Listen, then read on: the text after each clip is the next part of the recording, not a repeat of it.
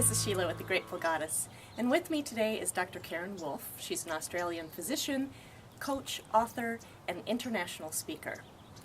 One of the things that I love about Karen, of which there are many, is the fact that she's always followed her heart, and which may be sort of unconventional, but it has really led to her success. So let's start there and tell us a little bit about how you came to the States by following your heart. I was minding my own business and I met a man.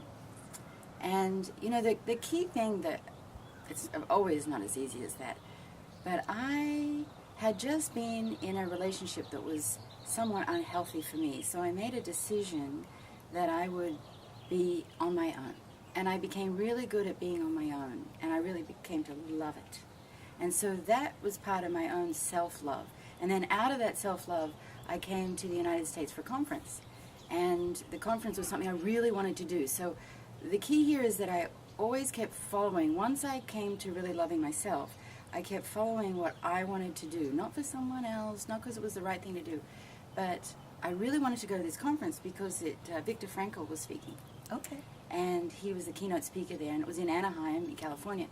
And I went to the conference, and then I just happened to know some friends in close by. So I visited with them, and then they had a social event, and what do you know, but my now husband, that I can say 19 years later, was at that event. And we just got to say hi together, and because I was in my pleasure, because I was happy, and I was not looking specifically for anything. I was just in that space of being really high on life, so to speak.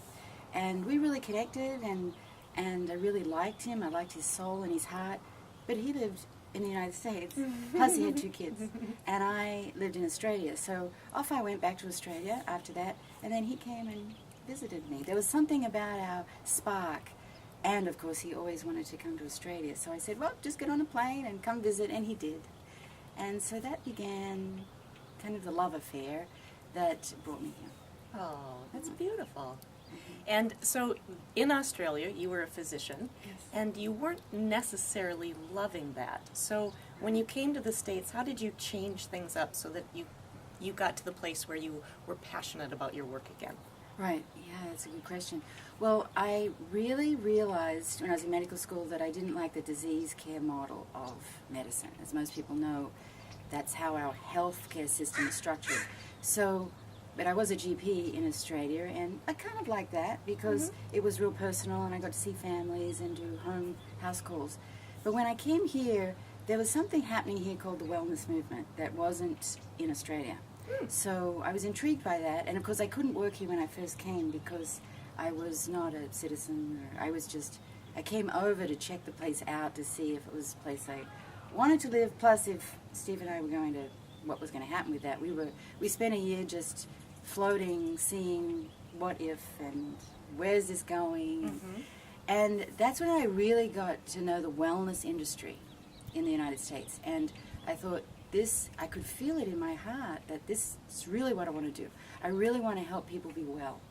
And the disease model never really fitted me. And thank goodness there are plenty of people that does fit because it's so important. And there are people really good in the ER and ICU and surgery. And in my surgical residency, it's funny because I'm somewhat short. I had to get up on a little stool every time I would assist. And opening those bodies, I was like, oh, it just wasn't my thing. And I guess what I learned is you've got to do a lot of things to figure out what you don't want to do. And then experiment with some to see how that feels. Because I don't know how kids work out what they want to do with the rest of their life, you know, when they're picking a college. And I just figured out that helping people be well, and then I found out I like to speak. So that I did more of that, and then developed my own speaking business. Then I met Dr. Christiane Northrup in my journey in speaking when I was just at that place, again, at that crossroads where I like to speak, but this travel thing is not really consistent with how I want to live my life. So then, of course, an opportunity came across my path, which I think it does, just at the right time. And Dr. Christiane Northrup had started talking to me about how she also has lots of books and speaking, and just want to do something a little different. So that conversation led to a new path in my life. Mm-hmm. And that was really her passion to help so many more women. I think what I see in terms of the similarities between you and Dr. Northrup is that you are pioneers in the creating health movement, but you also see that you can treat your patients, one at a time and have an incredible impact, or you can do it in a more broad-based and affect so many more people and help so many more people achieve their success and their dreams. Wouldn't you say? Mm-hmm. Yes, and both those ways. One-on-one versus in a group. In fact, when I was speaking and I would have, say, 300 people, as much as I like to speak, I never know if I'm really affecting change. And it's really important for me to experience the effect of my work. I like to see people become healthier, live better lives, be happier, be wealthier. And so Team Northrup gives me opportunity to, sure, I still speak a lot, but I also have the opportunity to, one person at a time, really see the impact that I'm making.